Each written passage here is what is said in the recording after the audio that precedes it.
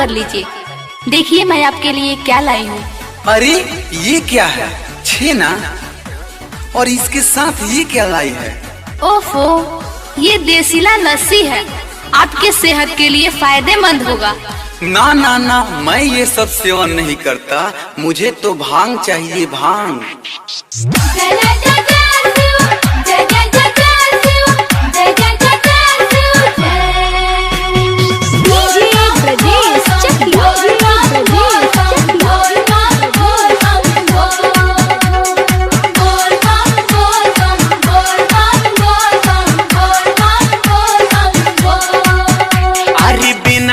छेना जन खियावो हो, भंग हली पीस के पियावो हो।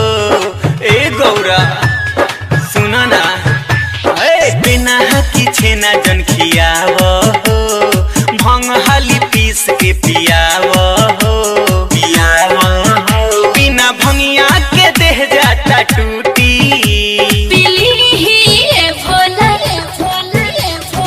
मैंगो फ्रूटी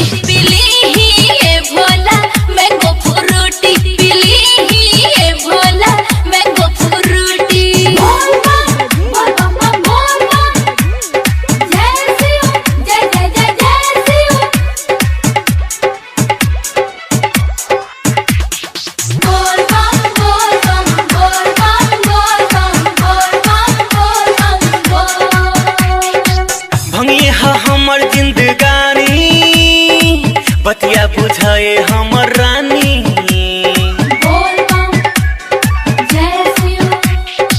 भंगी हमर जिंदगानी, बतिया बुझाए हमर रानी।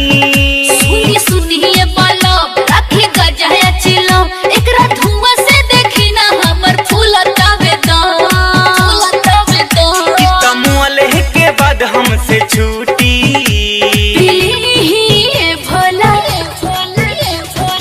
मैंगो फ्रूटी पीली ही भोला, मैंगो फ्रूटी पीली ही भोला, मैंगो फ्रूटी।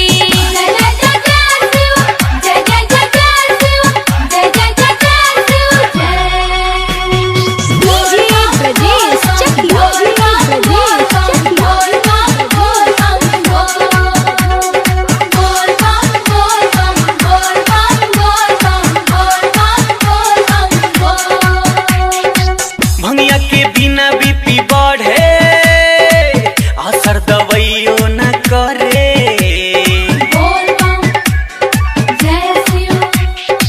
भंगिया के बिना बीपी बढ़े, असर दवाइयो न करे। पूछे मिठू प्रिंस पवन, हम पूछता नी जवन, बेवा मिसरी से बढ़ के भांग मजा देला कौन, मजा देला कौन। हमर जिंदगी के है हबूटी।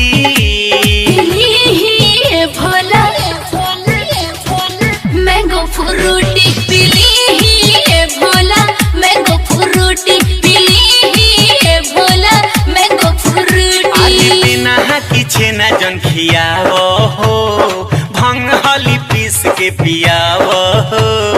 ए गौरा सुना ना, बिना की छेना जन खियावो हो, भंग हली पीस के पियावो हो, पियावो हो। बिना भंगिया के देह जाता टूटी।